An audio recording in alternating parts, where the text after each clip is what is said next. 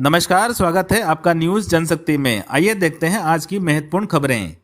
आगामी विधानसभा चुनावों की तैयारियों को लेकर आम आदमी पार्टी उदयपुर इकाई ने अब कमर कस ली है। आम आदमी पार्टी राजस्थान में जनता की मूलभूत सुविधाओं और भ्रष्टाचार के मुद्दे पर पूरे राजस्थान की 200 सीटों पर पूरे दमखम से अपनी ताल ठोकेगी। इस बीच राष्ट्रीय चुनाव आयोग ने आम आदमी पार्टी को राष्ट्रीय पार्टी घोषित करके चुनाव की इन तैयारियों में लगे हुए कार्यकर्ताओं का जोश दुगुना कर दिया है। राष्ट्रीय पार्टी का दर्जा मिलने के साथ ही राज्य में आम आदमी पार्टी के संगठन विस्तार में तेजी आती दिख रही है। इसी क्रम में उदयपुर में रविवार को आम आदमी पार्टी के नवनियुक्त प्रदेश अध्यक्ष डॉक्टर राजीव पंड्या के चिकित्सा प्रकोष्ठ उदयपुर द्वारा सम्मान समारोह एवं पत्रकार वार्ता का आयोजन किया गया। पार्टी के नेता मयंक जानी ने बताया कि पार्टी स्थानीय लोगों की समस्याओं को सुलझाने और उनकी आवाज को उचित मंच पर उठाने के लिए प्रतिबद्ध है। इस सम्मान समारोह में डूंगरपुर के पूर्व भाजपा विधायक एवं वर्तमान प्रदेश उपाध्यक्ष आम आदमी पार्टी देवेंद्र कटारा ने भी कार्यकर्ताओं को संबोधित किया। इस अवसर पर कई गणमान्य लोगों ने आम आदमी पार्टी की सदस्यता ग्रहण की, जिनमें सौरभ असावा, मोहम्मद खलील, भूतपूर्व सदर अंजुमन कमेटी BL छानवाल, पूर्व लोकसभा प्रत्याशी BTP Udaipur PK Jain, SN Tailor, Mahesh Wagawat, Vardi Chand Dangi, राष्ट्रीय अध्यक्ष डांगी समाज शांतिलाल, सिद्दीक जी, राजस्थान मुस्लिम महासंघ, प्यारे भाई अनिल जोशी, नरेश मनारिया, महेंद्र पटेल, राहुल पटेल सहित कई लोगों ने पार्टी की सदस्यता ग्रहण की। सदस्यता अभियान के लिए क्या क्राइटेरिया रखा है, क्या एक्सपेक्टेशन है उदयपुर जिले का? सदस्यता अभियान ऐसा था कि हमारा एक ऑनलाइन प्लेटफॉर्म हमने शुरू किया था और हमने घर घर जाकर के सर्वे किया था और लोगों से हमने पूछा था कि भाई बीजेपी कांग्रेस की योजनाओं से अगर आप खुश नहीं हो और अगर तीसरे मोर्चे की तलाश में हो, क्या आप इंटरेस्टेड हैं पंजाब और दिल्ली की नीतियों से। हमको लोगों का बहुत ही अच्छा रुझान मिला, लोगों ने खुशी खुशी हमारी सदस्यता ली और वो सदस्यता आज से 15 दिन पहले 4.5-5 लाख लोगों ने ज्वाइन करी थी और अभी भी हमारा वो अभियान शुरू है। तो हम समझते हैं कि आने वाले विधानसभा चुनाव में आम आदमी पार्टी बड़े दमखम के साथ में चुनाव लड़ेगी और चुनावी संगठन करेगी। वोटिंग का जो सबसे बड़ा पैटर्न है वो जाति आधारित है, राजस्थान हो चाहे पूरे भारत में। क्या लगता है कि जैसे उदयपुर संभाग में जैन समाज बीजेपी की तरफ तो हमेशा बीजेपी जीती है, इसमें कौन कौन सा समाज आपको लगता है आपकी तरफ क्या? देखो, आम आदमी पार्टी 36 कौमों को साथ में लेकर के चलने वाली पार्टी है और अगर आज आपने आज का अखबार पढ़ा हो तो उसके अंदर लिखा है कि दैनिक भास्कर ने एक बहुत बड़ा सर्वे किया। उस सर्वे में उन्होंने बताया कि केवल 3% लोग इस बार धर्म और जाति के नाम पर वोट देने जा रहे हैं। 3% लोग, जो कि बड़ा परसेंटेज नहीं है। इसलिए इस बार जनता जो देगी वो ईमानदार व्यक्तित्व, कर्तव्यनिष्ठ व्यक्तित्व, जिसका चरित्र अच्छा होगा, जिसकी छवि अच्छी होगी, उसको 26% लोग वोट देने जा रहे हैं। तो मेरे हिसाब से लगता है कि इस बार चुनावी परिणाम कुछ अलग ही नजर आएंगे, थोड़ा हट के रहेंगे। गुजरात में जो परिणाम है उसकी क्या कारण पाते हैं? गुजरात में तो बहुत अच्छा, गुजरात में हमने कुछ खोया नहीं है। गुजरात में हम जो कुछ भी किया हमने पाया है, क्योंकि गुजरात में हम 0 पे थे और हमने वहाँ से 41 लाख वोट लिए और 5 सीट लेकर के निकाल के लाए, जो कि मोदी जी का बहुत बड़ा गढ़ था। और हम 35 सीटों पर नंबर 2 की पार्टी रहे हैं। तो आने वाले समय में गुजरात में हम रुके नहीं है, हमारा संघर्ष का यह रथ जारी रहेगा और आने वाले समय में हम गुजरात के अंदर भी सरकार बना के रहेंगे। राजस्थान में मेन मुद्दे क्या रहने वाले चुनाव के? राजस्थान में मेन मुद्दे रहेंगे बिजली, सड़क, स्वास्थ्य, शिक्षा, रोजगार। क्योंकि आप देख रहे हैं कि बेरोजगारी की दर जो है वो 2014 में 4.9% थी, वो आज बेरोजगारी की दर 8.9% पर आ गई है। सो बेरोजगारी बहुत कुछ है, महंगाई बहुत ज़्यादा बढ़ गई है, आय से ज़्यादा व्यय जो है वो लोगों का बढ़ गया है, इससे जनता परेशान है। मनीष सिसोदिया जी जेल में, उससे कुछ पार्टी को फर्क पड़ेगा आपको लगता है? देखो, मैं आपको पहले ही बोल चुका हूँ कि ईडी, CBI इन सारी सरकारी मशीनरी का दुरुपयोग करके लोकतंत्र का गला घोटा जा रहा है। लेकिन जनता जानती है, जनता जनार्दन है और एक न एक दिन उन्हें न्याय मिलेगा, क्योंकि सत्य परेशान हो सकता है, पराजित नहीं हो सकता। सर, राजस्थान की राजनीति जो कांग्रेस BJP के इर्द गिर्द घूमती है, तो इसमें जैसे अशोक गहलोत साहब भी इस बार काफ़ी सारी योजना लेकर आए हैं, तो आप इसमें कहाँ स्टैंड करते हैं, आप बताइए। मैं आपको बताऊं, राजस्थान की योजनाओं में जनता जानती नहीं है। मैं आपको बताऊं, एक RGHS योजना राजस्थान गवर्नमेंट के लिए होती है। RGHS योजनाओं में पहले 3 लाख दवाइयाँ शामिल थी इस बार गहलोत साहब ने 3 लाख दवाइयों को कम करके 95,000 दवाइयाँ कर दी है और जनता को ये बात पता नहीं होती है। लेकिन हम ऐसी छोटी छोटी बातें जो स्वास्थ्य योजनाओं में हैं, जो लूप होल्स हैं, वो जनता के सामने जाके उजागर करेंगे और जनता को जागरूक करेंगे कि आपके हक का पैसा, आपके हक की दवाइयाँ छीन करके और दूसरी लुभावनी योजनाएं बनाई जा रही है, लेकिन आपको रियल केस में फ़ायदा नहीं मिल रहा है। आज जितने भी लोग बैठे हैं इस बात के गवाह हैं कि सही मायने में उनको स्वास्थ्य सुविधाओं को लाभ नहीं मिल पा रहा है। आज चिरंजीवी योजना के अंदर कितनी खामियां हैं, आज RGHS के अंदर कितनी खामियां हैं, वो सारी जनता देख रही है और ये जनता के सामने हम जाकर के इन सारे खामियों को उजागर करेंगे। आपने बहुत लंबे समय बीजेपी में रहे सर, क्या वजह थी आपकी यहाँ? देखिए, आपका पूछना सही है। भारतीय ट्राइबल पार्टी से आज प्रभावित होकर आप पार्टी में हम शामिल हो गए। मैं अकेला नहीं हो गए, आपको मालूम होगा हमारे यहाँ उदयपुर की पूरी टीम पूर्व जेलर हीरालाल पाकिस्तान और हमारी तहसील यूनिट से वो सब के सब आज यहाँ पर आप पार्टी में हम शामिल होने चाहिए। आपको भी पता है कि इतनी महान खुशी का दिन है कि राष्ट्रीय पार्टी का दर्जा हो गया और आपको ये भी मालूम है कि जिस घर में हम बने थे उसमें दोनों विधायक भी गहलोत साहब के साथ में घूम रहे और हम बिना माँ बाप के वहाँ लावारिस टाइप महसूस कर रहे थे। आपके बीच में आने के बाद हम ये सोच रहे हैं कि हम भी आवाम के काम को चाह सकें और विकल्प को बढ़ गए। उदयपुर के हमारे बीच में आदरणीय निर्भय सिंह जी अध्यक्ष, इधर ओम प्रकाश जी सिंह वाली साहब ऑलरेडी ट्रेड यूनियन के लीडर, और आपको और बता दूँ इस खुशी के दिन हमारे वाल्मीकि समाज से मोहनलाल जी बाबा उदयपुर के ट्रेड यूनियनिस्ट यहाँ पर रहे और सारे प्रभावित होकर आम पार्टी को शामिल हो रहे हैं। ये BJP की मतलब असंतुष्टि मानो या आप पार्टी से प्रभावित होकर डूंगरपुर बेट में भी फर्क पड़ेगा इसका? डूंगरपुर के तो हमारे राजस्थान के अध्यक्ष पूर्व विधायक जी यहाँ पर बैठे हैं और न केवल डूंगरपुर, पूरे राजस्थान में और विशेष करके DSP क्षेत्र में आम आदमी पार्टी दमखम के साथ में सभी सीटों पे जीतेगी। अब वो दौर नहीं रहा जब आम जनता जाति आधारित, धर्म आधारित राजनीति से ऊपर उठ करके लोक कल्याण की राजनीति में विश्वास करती है। निश्चित इसका लाभ मिलेगा। दक्षिण राजस्थान में जो डूंगरपुर बांसवाड़ा जो संभाग है, इसमें भी आप उतरते हैं तो आपका एक मुख्य उद्देश्य क्या होगा जिस पे आप चुनाव पे जाएंगे सर आप?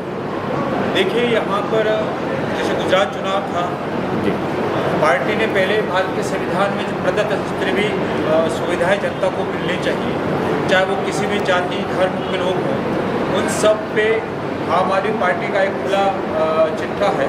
आम आदमी पार्टी ने गुजरात चुनाव में संविधान की 5वीं अनुसूची को बहुत धरातल पे लागू किया। संविधान में दिए गए तमाम प्रावधान, जो जन कल्याण की योजनाएं या सुविधाएं जो आम जनता को मिलनी चाहिए, वो जनता को देने का वादा किया था और गारंटी दी थी।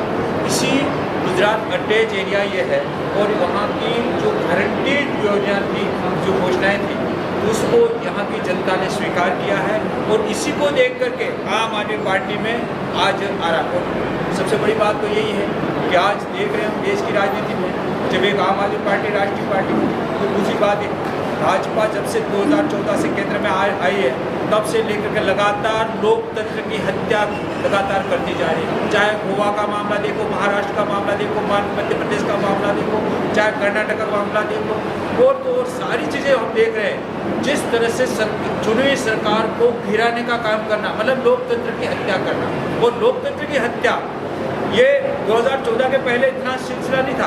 2014 के बाद में जो हालात इस देश के हो गए हैं, एक तरह से कि देश की चुनी हुई सरकारों को गिराना, अर्थात देश की जनता के मनोबल को तोड़ना, देश की जनता के मत को तोड़ना, मत को तितर बितर करना, ये सारी चीज़ें आज हम देख रहे हैं। लगातार ED, CBI, इनकम टैक्स, इसका वो पूरा दुरुपयोग सरकारें गिराने के लिए, चुनी हुई सरकारों को गिराने के लिए, अर्थात इन लोकतांत्रिक संस्थाओं का भी अब पूरी तरह से भगवाकरण कर दिया गया है।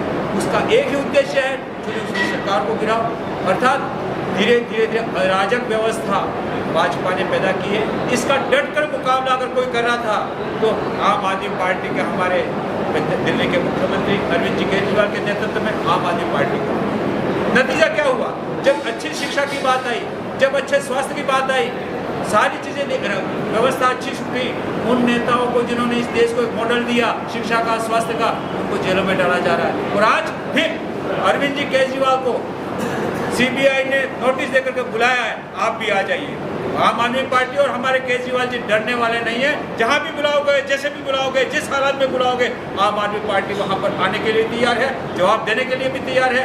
आपके झूठी चार्जशीट बढ़ा लीजिए, आप जो भी करना कर लीजिए, लेकिन हम डरने वाले नहीं। इस देश का लोकतंत्र बचाएंगे, इस देश की जनता को बचाएंगे।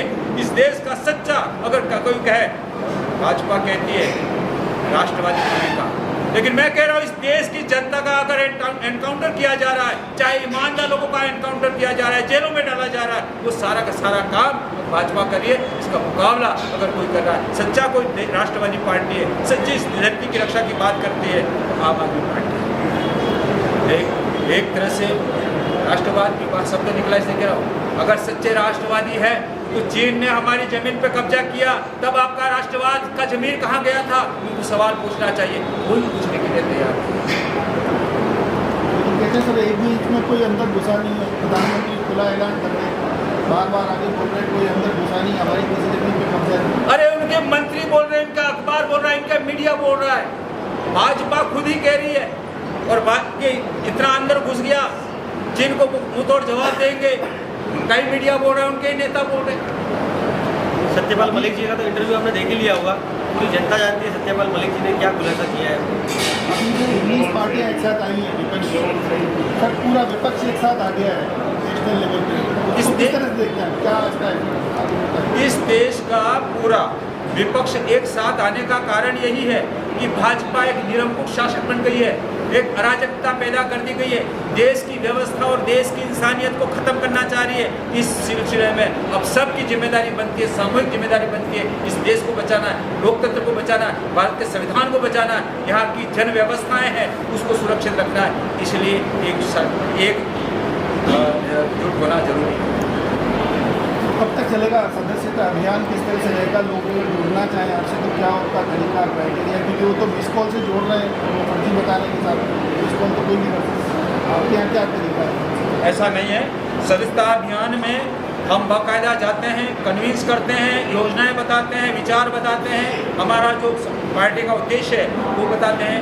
उसके बाद में इससे कहते हैं क्या आप ये जो हमने बताया इससे सहमत हैं और सदस्य बनना चाहते हैं, तब जा कर के उसकी जेब को से वो कहते हैं कि आपकी जेब में मोबाइल है, निकालिए और आप ये डायल कीजिए और आपका वहाँ से जो भी नंबर आता है, OTP जो भी चीज़ें आती हैं, आप इसको उसके फ़ोन से उससे ही करवाया जाता है, लेकिन इसके पहले इसको कन्विंस किया जाता है। और ये सतत है, ऐसा नहीं है कि आम आदमी पार्टी में कल आज लास्ट कट ऑफ है, ऐसा नहीं है। यहाँ तो ये है जब भी आपको समझ में आया, आधी रात को आया तो आधी रात को सदस्य बनिए, सुबह आया सुबह बनिए, 4 दिन बाद आया 4 दिन बाद बनिए। अगर मान लीजिए किसी को 6 महीने बाद में पार्टी समझ में आई, 6 महीने बाद भी जुड़िए, लेकिन जुड़िए। पार्टी का ऐसा नहीं है कि आज कट ऑफ डेट, ऐसा नहीं है। कितने लोगों का टारगेट है, कितने लोग जोड़ पाएंगे भाई? सभी कार्यकर्ता अपने अपने हिसाब से काम कर रहे हैं और मैक्सिमम जो मेंबरशिप करता है और मोटिव करता है उसका सम्मान किया जाता है।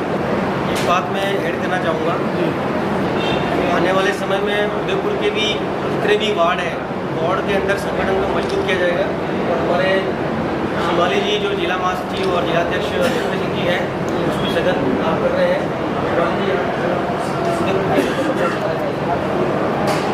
उदयपुर में हमने वोट को जाना शुरू किया है, अभी तक 25 वार्डों पर वार्ड में हमारा मिशन है कि जो उदयपुर के ग्रामीण और शहर का मिलाकर 70 वार्ड है, 70 वार्ड में वार्ड प्रभारी बनाने के बाद में बूथ प्रभारी का हमारा एक मिशन चलेगा और डोर टू डोर जाते हैं, जनता को हमारी बात बताएं, जनता के सामने हम जाएँ और जनता को आम आदमी की पार्टी की नीतियों को बताएं, आम आदमी पार्टी क्या चाहती है। और हम 3 वार्डों में गए, जनता ने काफ़ी अप्रिशिएट किया और जनता ने कहा कि हम आपके साथ हैं और निश्चित रूप से इस बार आम आदमी पार्टी एक विकल्प है और पूरे राजस्थानी उदयपुर के साथ पूरे राजस्थानी इस बार आम आदमी पार्टी जनता लड़ना चाहती है।